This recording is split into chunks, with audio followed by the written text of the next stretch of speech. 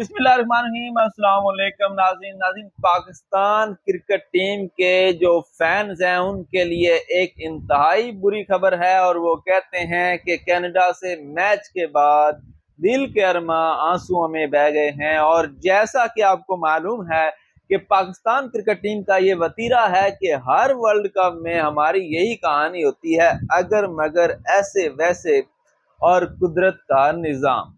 लेकिन इस दफ़ा कुदरत का निज़ाम भी शायद पाकिस्तान के खिलाफ ही जा रहा है, और इनकी इस बुज़दिली की वजह से हमें ये दिन देखना पड़ता है। और वो कहते हैं ना कि कुदरत भी बहादुरों का साथ देती है, और ये तो हैं ही बुज़दिल, और इनका साथ कैसे दिया जा सकता है।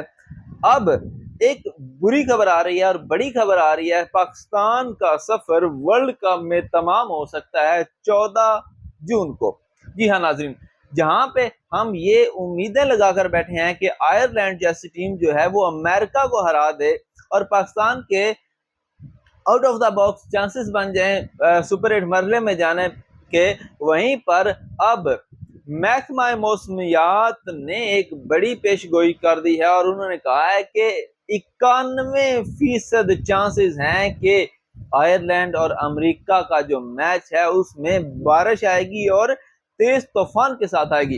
यानी कि मैच होने के जो चांसेस हैं वो इंतहाई कम होते जा रहे हैं, और अगर 91% चांसेस हैं बारिश होने के, जो कि कल नहीं परसों का दिन है, तो यहाँ पे आप समझदार हैं। अगर बारिश हो गई, मैच नहीं हुआ, तो फिर पाकिस्तान का वर्ल्ड कप वहीं पे खत्म हो जाएगा।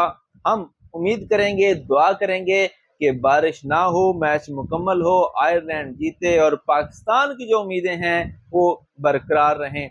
आप इस हवाले से कमेंट सेक्शन में अपनी राय का इज़हार कर सकते हैं। वीडियो अच्छी लगे तो लाइक और शेयर कीजिएगा, और कमेंट करके अपनी राय का इज़हार करने के बाद चैनल को सब्सक्राइब भी जरूर कीजिएगा। खुदा हाफिज़।